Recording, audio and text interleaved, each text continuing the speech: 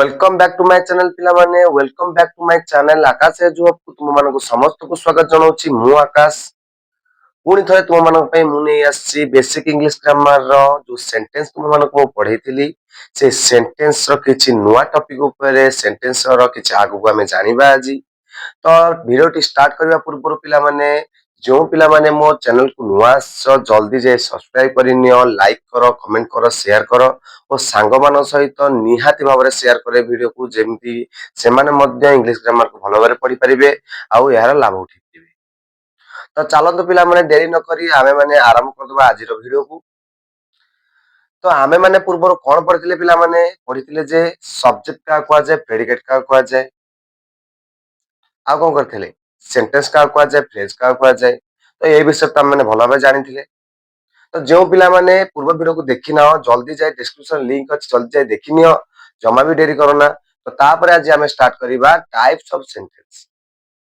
Sentence को केते भारे विभक्त करा जायछि तार व्यवहारिक अनुଯାयी तो चलो पिला माने समस्त खाता बार कर लिखि नियो according to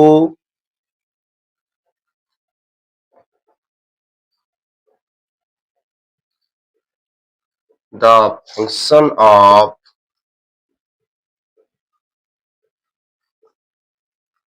a sentence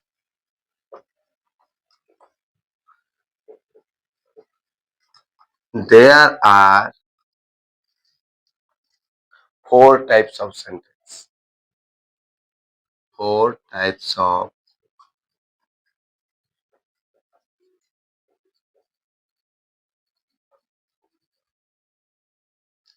they are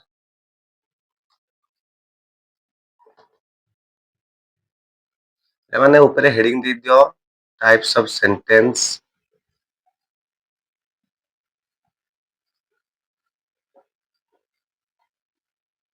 types of sentences दे दियो हेडिंग पिला माने दबा को मुझे भूली जाईतिली तो आमे एबे जानिबा जे according to the function of a sentence function एठी फंक्शन अर्थ होउची व्यवहारिक कार्य गोटे वाक्यर व्यवहारिक अनुଯାयी ताको आमे केते बार व्यक्त करा जाउछे ने there are four types of sentences चारि बार व्यक्त करा जाईची चारि बार व्यक्त करा जाईची और चारिटा कोन अछि सेंटेंसेस अछि सेगुडी को कोन कोन देयर सेगुडा कोन कोन एक रे होउची पिला माने डिक्लेरेटिव सेंटेंस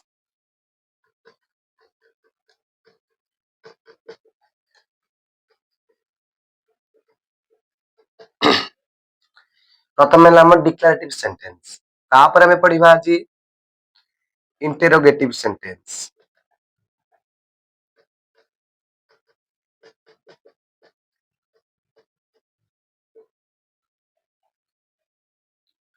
तापर 3 नंबर होउची इंपरेटिव सेंटेंस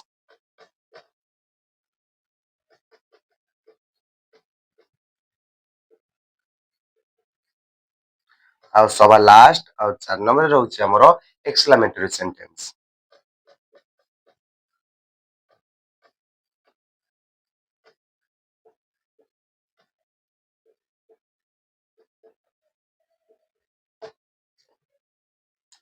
तो पिला माने आको खाता रे भलो भाबे लिखिनियो आमे जानिले कोन ना प्रथम आमे जानिथिले जे सेंटेंस का कुआ जाय फ्रेज का कुआ जाय तार किछ उदाहरण मध्ये नेथिले तापर सेंटेंस मध्ये हम दुईटा दिनस थिला गोटे सब्जेक्ट गोटे प्रेडिकेट तो ताकू छाडिला परे हमर अकॉर्डिंग टू द फंक्शन जेते बेले आमे किसी सेंटेंस को पढुचे तार व्यवहारिक कार्य अनुଯାयी बा सेंटेंस भितर कोन अछि ताकू आधार करी हमर सेंटेंस को चारि भाग विभक्त करा जायछि प्रथम होची डिक्लेरेटिव सेंटेंस तापर होची इंटरोगेटिव सेंटेंस तापर इंपरेटिव सेंटेंस और शेष रे होची एक्सक्लेमेटरी सेंटेंस तो पिला माने आको भलो भाबे लेखिनियो तापर आमे कोन करिबा गोटी गोटी करी सबुर विशेष भाव रे आमे कोन आलोचना करिबा तो पिला माने आको सब लेखिनियो तो पिला माने जेमिति कि तुम मानको कहली चारि बार व्यक्त कराइछि प्रथमे हमर कोन होची ना declarative sentence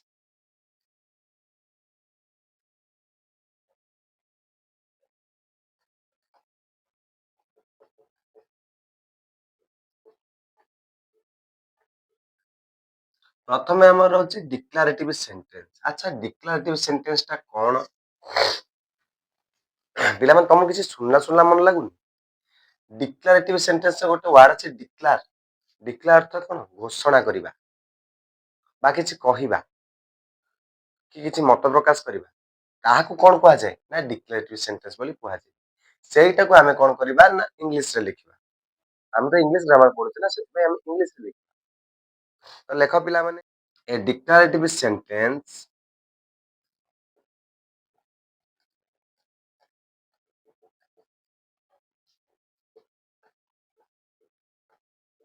A declarative sentence makes a statement or opinion. तो ପିଲାମାନେ ଡିକ୍ଲାରେଟିଭ ସେଣ୍ଟେନ୍ସ କଣ କରେ? ନାଇଁ, ଡିକ୍ଲାରେଟିଭ sentence makes a statement or opinion. ଗୋଟେ କିଛି ଷ୍ଟେଟମେଣ୍ଟ ପ୍ରଦାନ କରେ, ଆମକୁ କିଛି କୁହେ, ଆଉ କଣ କରେ? କିଛି ମତ ପ୍ରକାଶ କରେ। ଆମକୁ ଯାହା କହିବା, କିଛି ମତ ପ୍ରକାଶ କରିବାକୁ ଆମେ କଣ କହୁ? ଆମେ ତାକୁ ଡିକ୍ଲାରେଟିଭ ସେଣ୍ଟେନ୍ସ ବୋଲି କହିଥାଉ।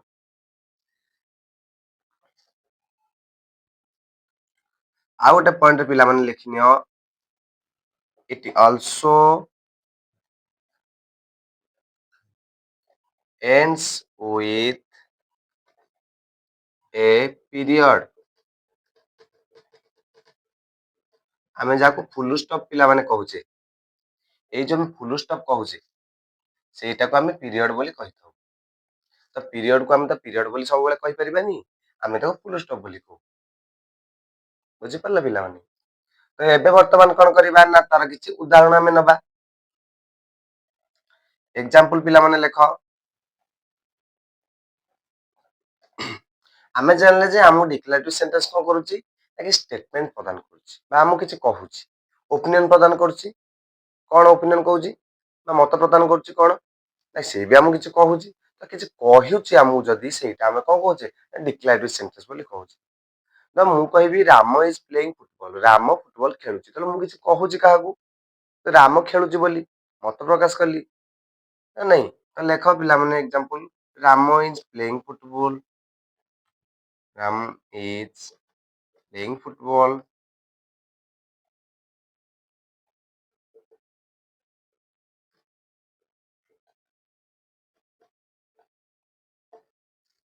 ଦେଖ ପିଲାମାନେ, ଶେଷରେ ଆମେ ଫୁଲ ଷ୍ଟପ୍ ଦଉଛେ। ତ ସବୁବେଳେ ମନେ ରଖ ପିଲାମାନେ, ଡିକ୍ଲାରେଟିଭ ସେଣ୍ଟେନ୍ସ କଣ କରାଯାଏ? ନା ତମେ ଲେଖୁଛେ, ସେଣ୍ଟେନ୍ସ ଶେଷରେ ସବୁବେଳେ ଫୁଲ ଷ୍ଟପ୍ ଦଉଥିବ। ତାପରେ ରାମ ଇଜ ପ୍ଲେଇଂ ଫୁଟବଲ, ତାପରେ ଆଉ କିଛି କହ, ଆଉ କିଛି କହିବା ଆମେ, ମାନେ ବି କିଛି ମନରେ ଭାବ। ଆଚ୍ଛା, ତାପରେ ଆଉ ଗୋଟେ ଲେଖ, ସୀତା ଖାଉନାହିଁ। ତ କଣ ହବ? Sita is not eating.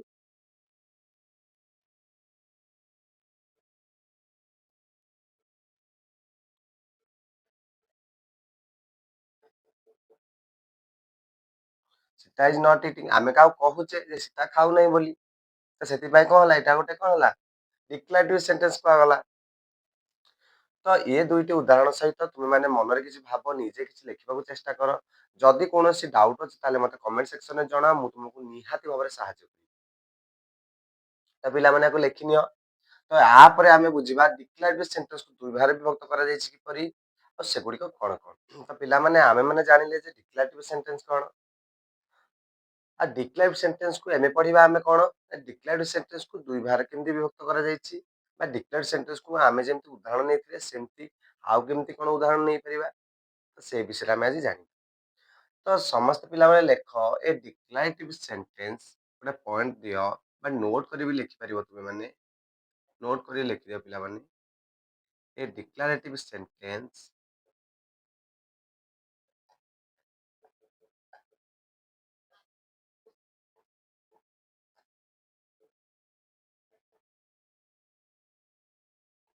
May be positive or negative.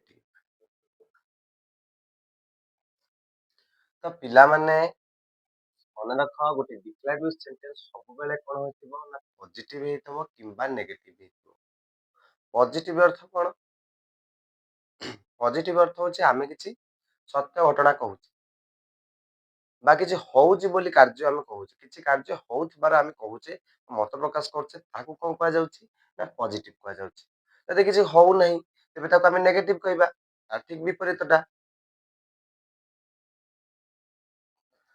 ତାପରେ ଲେଖ ଦେୟାର ଆର୍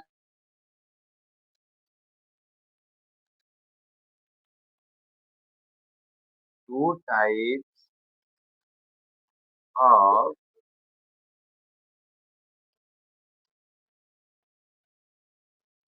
declarative sentence.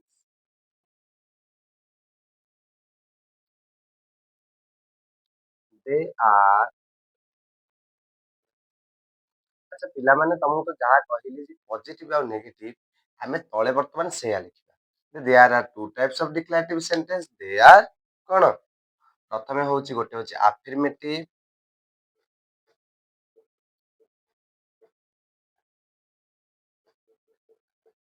ଆଫର୍ମେଟିଭ ଆମେ ଯାହାକୁ ଆଫର୍ମେଟିଭ କହୁଛେ ତାକୁ ଆମେ କଣ କହୁଛେ? ପଜିଟିଭ ସେଣ୍ଟେନ୍ସ ବୋଲି କହୁଛେ। ଉପରେ ଯୋଉ ତୁମ ମାନଙ୍କୁ ଲେଖିଥିଲି ପଜିଟିଭ ବୋଲି, ସେ ପଜିଟିଭ ସେଣ୍ଟେନ୍ସ କଣ କୁହାଯାଉଛି ନା ଆଫର୍ମେଟିଭ ସେଣ୍ଟେନ୍ସ ବୋଲି କୁହାଯାଉଛି। ତ ଦୁଇରେ ଆମେ ମାନେ ଜାଣିଛେ କଣ ନା ନେଗେଟିଭ।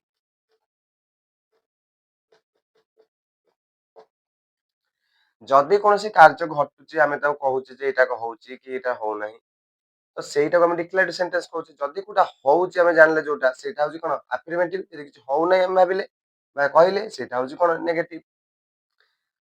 ତ ୟାର ମଧ୍ୟ କଣ କିଛି ଉଦାହରଣ ଆମେ ନେଇଛେ ଆଗରୁ, ତ ଆଉ କିଛି ଉଦାହରଣ ଆମେ ନବା ପରେ, ତାକୁ ଭଲ ଭାବେ ଲେଖିନିଅ। ତ ପିଲାମାନେ ଆମେ ଜାଣିଲେ କଣ ନା ଡିକ୍ଲାରେଟିଭ ସେଣ୍ଟେନ୍ସ କୁ ଦୁଇ ଭାଗରେ ବିଭକ୍ତ କରାଗଲା, ଗୋଟେ ହଉଛି ଆଫର୍ମେଟିଭ, ଗୋଟେ ହଉଛି ନେଗେଟିଭ। ତ ପିଲାମାନେ ଆଫର୍ମେଟିଭ ସେଣ୍ଟେନ୍ସ କୁ ଲେଖ।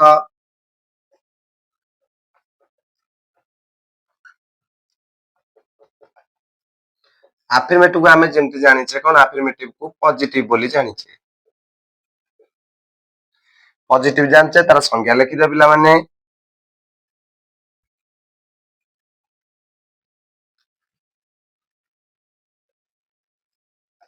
Affirmative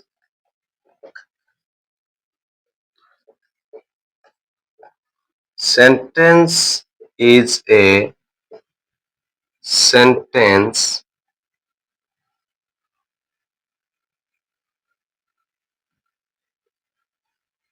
that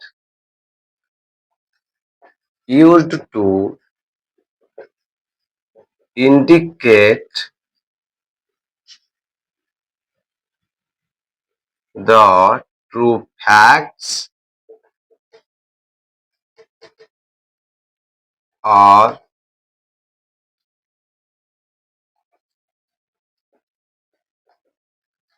positive things.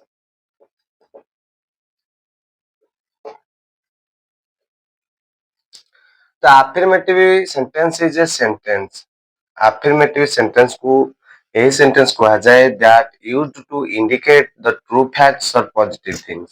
जे कि sentence ମଧ୍ୟରେ କଣ କରେ ନା indicate करे, सूचित करे କଣ ନା true facts. True facts ଅର୍ଥ କଣ?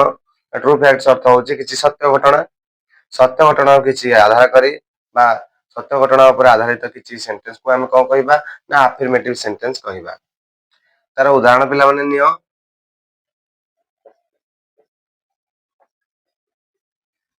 ଏକ୍ସାମ୍ପଲ ପିଲାମାନେ ଲେଖିନିଅ।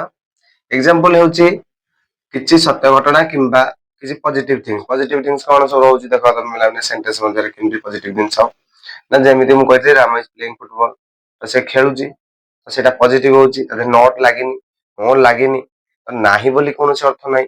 ସେ କିଛି କାର୍ଯ୍ୟ ହଉଛି, ତ ସେଇଟା ଘଟିତ ଚାଲିଛି ମାନେ ଘଟଣା ଘଟୁଛି ବା ଘଟି ଚାଲିଛି, ତ ସେଇ ଜିନିଷଟା କଣ ଆମେ କହୁଛେ ନା ତାକୁ ଆଫର୍ମେଟିଭ ସେଣ୍ଟେନ୍ସ ବୋଲି କହୁଛେ। ତ ସେଇଭଳି ଲେଖା ଆଉ କିଛି ତ ପିଲାମାନେ ଯେମିତି I am playing, I am playing.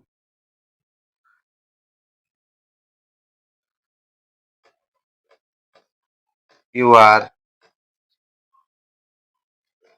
so beautiful. ତୁମେ ବହୁତ ସୁନ୍ଦର। ତ ଏଇଭଳି ବହୁତ କିଛି ଏକ୍ସାମ୍ପଲ ଯୋଉଟା କି ପଜିଟିଭ ଥିଙ୍ଗସ୍ ବା ପଜିଟିଭ କଥାକୁ ବୁଝଉଥିବ ବା ଟ୍ରୁ ଫ୍ୟାକ୍ଟସ ବୁଝଉଥିବ। ତ ସେଗୁଡା କଣ ହଉଛି ଆମେ ତାକୁ କହିବା ଆଫର୍ମେଟିଭ ସେଣ୍ଟେନ୍ସ ବା ପଜିଟିଭ ସେଣ୍ଟେନ୍ସ ବୋଲି କହିବା ଆମେ ତାକୁ। ଏଇଗୁଡା ସବୁ କଣ ହଉଛି ନା ଡିକ୍ଲାରେଟିଭ ସେଣ୍ଟେନ୍ସ ମଧ୍ୟ ଆକୁ କୁହାଯାଉଛି। ଆଉ ଡିକ୍ଲାରେଟିଭ ସେଣ୍ଟେନ୍ସ ମଧ୍ୟରେ ଆଫର୍ମେଟିଭ ସେଣ୍ଟେନ୍ସ ଟା ରହେ, ଆଉ ଗୋଟେ ରହେ କଣ ନେଗେଟିଭ ସେଣ୍ଟେନ୍ସ। ତ ଆକୁ ପିଲାମାନେ ଲେଖିନିଅ, ଏବେ କହିବା ମୁଁ ତାପରେ କହିଦେବି ଯେ ନେଗେଟିଭ ସେଣ୍ଟେନ୍ସ ର ସଂଜ୍ଞା କଣ, ତାକୁ କେମିତି ଆମେ ଲେଖିବା। ତ ପିଲାମାନେ ଲେଖ ନେଗେଟିଭ ସେଣ୍ଟେନ୍ସ। ନେଗେଟିଭ ସେଣ୍ଟେନ୍ସ କଣ, ଆମେ ସେଇଟା ପଢିଥିଲେ କଣ ନା ଆଫର୍ମେଟିଭ ସେଣ୍ଟେନ୍ସ ହଉଛି କଣ ନା ଏମିତି ଏକ ସେଣ୍ଟେନ୍ସ ଯୋଉଥିରେ କି ଟ୍ରୁ ଫ୍ୟାକ୍ଟସ ଥିବ ଆଉ ପଜିଟିଭ ଥିଙ୍ଗସ୍ ଥିବ। ତ ଏଇଟା ଆମେ ତାର ଉଲ୍ଟାଟା ଜଷ୍ଟ ଟ୍ରୁ ଫ୍ୟାକ୍ଟସ ନଥିବ ତ ସେଇଆ ଲେଖ। Negative sentence is a sentence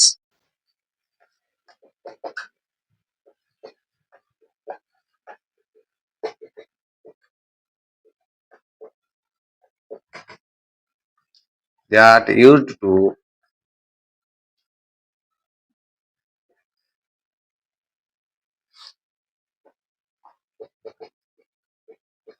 indicates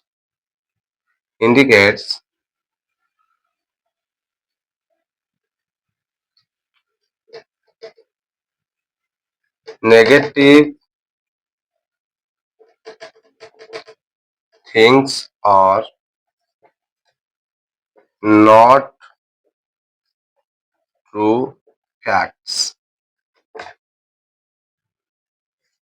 କଣ ହଉଛି ପିଲାମାନେ, negative sentence is a sentence that used to indicates negative things or not true facts। ଯୋଉଟା କଣ ହଉଛି ନା କିଛି ନେଗେଟିଭ କଥା ସୂଚିତ କରୁଛି, ଯୋଉଟା କି ହେଉନାହିଁ ବା ଘଟୁନାହିଁ, ଯୋଉଟା ନାହିଁ ଅର୍ଥରେ ଯାଉଛି ବା ହେଉନାହିଁ। ଯୋଉ ଘଟଣା ଘଟୁଥିଲା ଆମେ ତାକୁ ପଜିଟିଭ କହୁଥିଲେ, ଯୋଉଟା ଘଟୁନାହିଁ ଆମେ ଦେଖୁଲେ ବା କଣ ହଉଛି ନା ନାହିଁ ବୋଲି ଶବ୍ଦ ଲାଗୁଛି, ନଟ୍ ଲାଗୁଛି, ନୋ ଲାଗିବ, ନେଭର ଲାଗିବ, ଏସବୁ ଜିନିଷରେ କଣ କରିବା ଆମେ ତାକୁ ନେଗେଟିଭ ସେଣ୍ଟେନ୍ସ ବୋଲି କହିବା। ତାର ଏକ୍ସାମ୍ପଲ ପିଲାମାନେ ନିଅ। ଏକ୍ସାମ୍ପଲ କଣ ପିଲାମାନେ ହଉଛି, ଯେମିତି କି ମୁଁ ଖେଳୁନାହିଁ, ମୁଁ ଖେଳୁଥିଲି ସେଠି, ମୁଁ ଖେଳୁଅଛି ବୋଲି ଲେଖିଲି, ଆଉ ଏଠି କଣ କରିବି ନା ମୁଁ ନାହିଁ ବୋଲି ଲେଖିବି, ମୁଁ ଖେଳୁନାହିଁ। ତ I am not playing, I am not playing।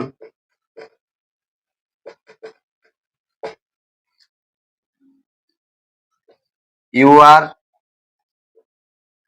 not a good person, ତୁମେ ଜଣେ ଭଲ ମଣିଷ ନୁହଁ। ତ ନଟ୍ ଲାଗୁଛି ଯୋଉଠି, ଆଉ କଣ ଲାଗିବ ନଟ୍ ଭଳି କେମିତି ଆଉ ନେଗେଟିଭ ଜିନିଷ କଣ ସବୁ ଥାଏ, ନୋ, ନେଭର, ଏଇ ସବୁ ଜିନିଷ ଯୋଉଠି ଥିବ, ଏଇ ଜିନିଷ ସବୁ ଯୋଉଠି ଲାଗିଥିବ, ଯୋଉଟା ମନା କରାଯାଉଥିବ, ନାହିଁ ବୋଲି ସୂଚିତ କରୁଥିବ, ସେ ଜାଗାରେ ଆମେ କଣ କରିବା, ତାକୁ ଆମେ ନେଗେଟିଭ ସେଣ୍ଟେନ୍ସ ବୋଲି କହିବା। ତ ପିଲାମାନେ ଏବେ ତୁମେ ମାନେ ଜାଣିନେଲ ନେଗେଟିଭ ସେଣ୍ଟେନ୍ସ କଣ, ପଜିଟିଭ ସେଣ୍ଟେନ୍ସ କଣ, ଆଉ ସେଗୁଡା କାହା ଭିତରେ ଯାଉଛି ନା ଡିକ୍ଲାରେଟିଭ ସେଣ୍ଟେନ୍ସ ମଧ୍ୟରେ ଯାଉଛି। ତ ଆମେ ପ୍ରଥମେ ଆଜି ପଢିଲେ ଡିକ୍ଲାରେଟିଭ ସେଣ୍ଟେନ୍ସ, ତା ଭିତରେ କଣ ସବୁ ଅଛି ଆମେ ଜାଣିଲେ। ତ ପିଲାମାନେ ଯଦି ତମେ ବୁଝି ନ ପାରିବ ତେବେ ମତେ ନିହାତି ଜଣାଇବ କମେଣ୍ଟ ବକ୍ସ ରେ। ଆଜି ପାଇଁ ଏତିକି ଥାଉ, ପର କ୍ଲାସରେ ତୁମ ପାଇଁ ମୁଁ ନେଇ ଆସିବି, ପର ଭିଡିଓରେ ତୁମ ପାଇଁ ନେଇ ଆସିବି କଣ ନା ଇଣ୍ଟରୋଗେଟିଭ ସେଣ୍ଟେନ୍ସ, ଆଉ କଣ ହଉଛି ଇମ୍ପରେଟିଭ ସେଣ୍ଟେନ୍ସ ଆଉ ଏକ୍ସକ୍ଲାମେଟୋରୀ ସେଣ୍ଟେନ୍ସ। ସେ ତିନୋଟି ଯାକ ଗୋଟେ ଭିଡିଓରେ ମୁଁ ନିହାତି ଭାବେ ପୋଷ୍ଟ କରିଯିବ ମାନଙ୍କ ପାଇଁ। ମାନେ ଜମା ବି ଡେରି ନ କରି ସବୁ ଜିନିଷକୁ ଭଲ ଭାବେ ଦେଖିବ, ଆଉ ଭଲ ଭାବରେ ତମେ ମାନେ କଣ କରିବ, ଏଇ ଜିନିଷକୁ ପଢିବ, ମନେ ରଖିବ, ଆଉ ଭବିଷ୍ୟତରେ ତମ ନିହାତି ଭାବରେ କାମରେ ଆସିବ ସବୁ। ତ ଚାଲନ୍ତୁ ପିଲାମାନେ ଆଜିର ଭିଡିଓ ଏଇଠି ରଖିନେବା। ତ ପର ଭିଡିଓ ନେକ୍ସଟ ଭିଡିଓରେ ତୁମେ କଣ ସେ ବିଷୟରେ ସବୁ କିଛି ଜାଣିବ ଯାହା ଆମର କହିଲି। ତ ପିଲାମାନେ ପୁଣି ଥରେ କହି ରଖୁଛି, ଯୋଉ ପିଲାମାନେ ମୋ ଚ୍ୟାନେଲକୁ ନୂଆ ଆସିଛ ଦୟାକରି ସବସ୍କ୍ରାଇବ, ଲାଇକ୍ ଆଉ କଣ କମେଣ୍ଟ କର, ଆଉ ତୁମ ସାଙ୍ଗମାନଙ୍କ ସହିତ ନିହାତି ସେୟାର କର।